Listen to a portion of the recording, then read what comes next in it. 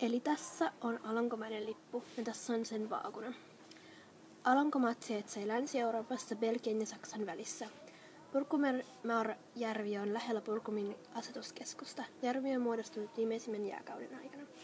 Alankomaiden pääkaupunki on Amsterdam, mutta hallitus sijaitsee Haagissa, joka on maan 3. suurin kaupunki.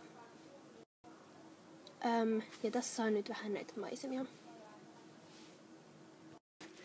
Pinta-ala on ton verran ja väkiluku on marraskuun 2009 alusta ton verran. Valuutta euro. Kuningas William Alexander. Eli tässä vasemmalla on hollantilainen maisema ja oikealla on Alankomaiden toi kartta. Alankomaat ovat Länsi-Eurooppaa. Hollanti-sanaa käytetään nykyisestä Alankomaiden valtiosta. Tämä perustuu siihen, että Hollanti on kautta historian ollut nykyisten Alankomaiden alueen kulttuurillinen, poliittinen ja taloudellinen keskus, ja siten sen parhaiten tunnettu osa.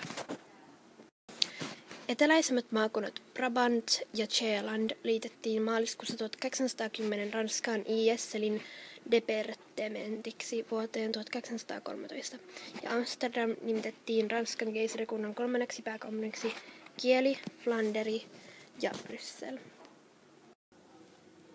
Etelä-Hollanti. Zuid-Holland on provinssin Alankomaiden länsiosassa Pohjanmeren rannalla. Se on Alankomaiden provinssista suurin sekä yksi tiheimmin asutuista ja eniten teollistuneista provinsseista. Etelä-Hollannin suurimmat kaupungit ovat Haag ja Rotterdam. Ja tässä oikealla on sitten toi Haag. Ja tässä on Mark Rutte. Nykyinen pääministeri on Mark Rutte 14. lokakuuta 2010 lähtien. Lähteet Wikipedia ja oppikirja.